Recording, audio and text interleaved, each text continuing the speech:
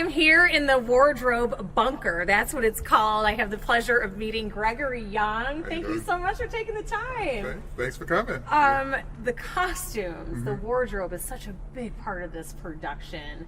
Talk about what all goes into just all the variety and making it such a important part of this experience. Well, right now you're in the bunker where it all happens. The only thing they put on in the dressing rooms are their underwear and a robe and slippers, and they come down. All the other changes take place in this place. Right here. I mean, it's not very big in here. No, and then you have 16 dressers and 32 performers in here. All in here? Yeah. So what is it like? It's chaos.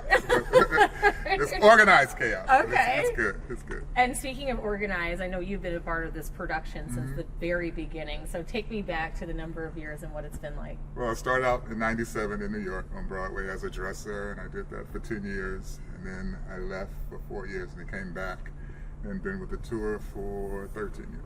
Yeah. Incredible. Yeah, You're one of the originals. Original, yeah. Still around. And now you're running the whole thing. Yes. So, you talked a little bit about the number of costumes, number of costume changes for the performers. Give us some perspective on that. Well, there's 250 costumes on stage every night. We travel with 350 because we also have swings in the show that just in case something happens. So each department has 2 swings. So we have the female dancers, the female singers, then on the other side you have male singers and male dancers.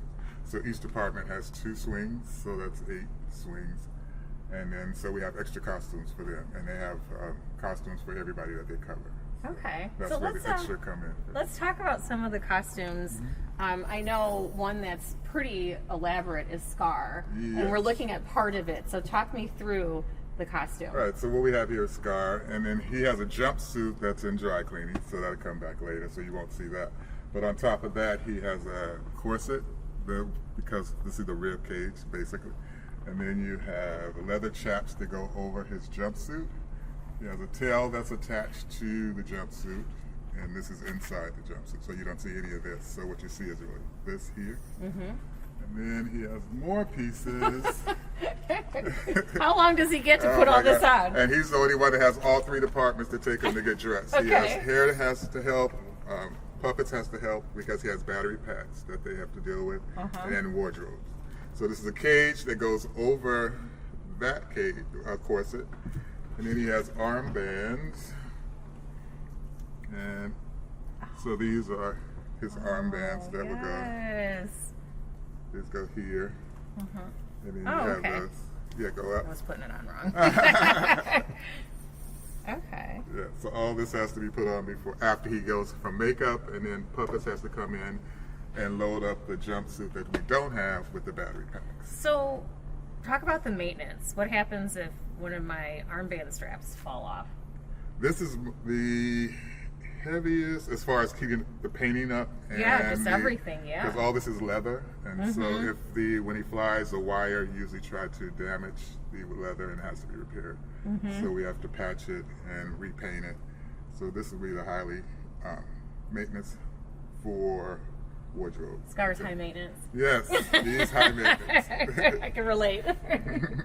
All right, so tell me about some of the other elaborate costumes. I know we have a few more here. Yes, we have a grass skirt. Oh my gosh.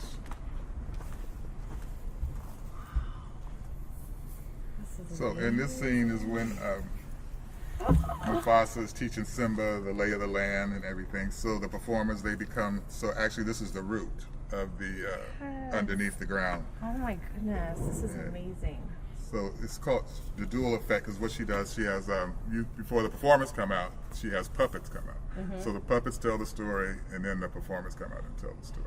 So when the puppets come out, they're going through the grass, so the performers become the grass underneath. Can I just say, this is heavy. It is heavy, and they have to wear it, so it's like a strap. Oh my gosh, how much does this weigh? I would say at least 10 pounds? 10? Oh, no. More than that? Yes, I could really do a bicep curl with this thing.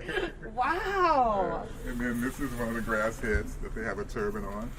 So on top of this being heavy, they have to wear this on top of their head. Oh my gosh.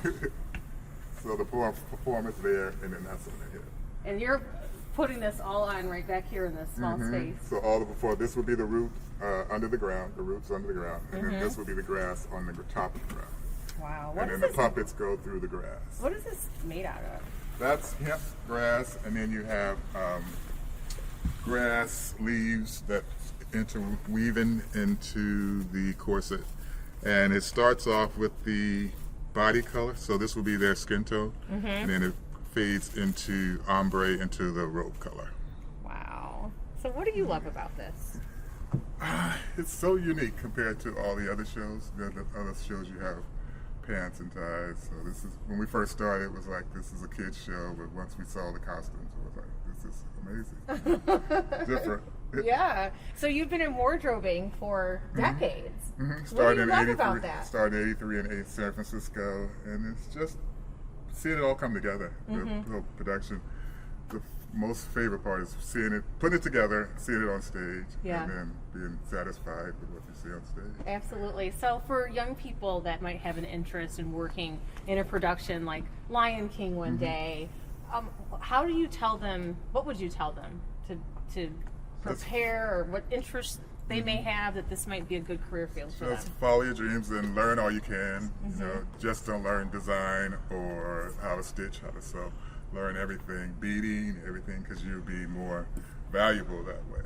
And when you follow your dreams, you know, you're going to get a lot of no's. I think before I became a supervisor, I applied for almost 20 shows. Wow. Yeah, so there's a lot of no's, but just hang in there. And Well, you got the best one, I think. Right. So good thing you got the nose. Yes. And then, so just follow your dreams and don't get discouraged. So what were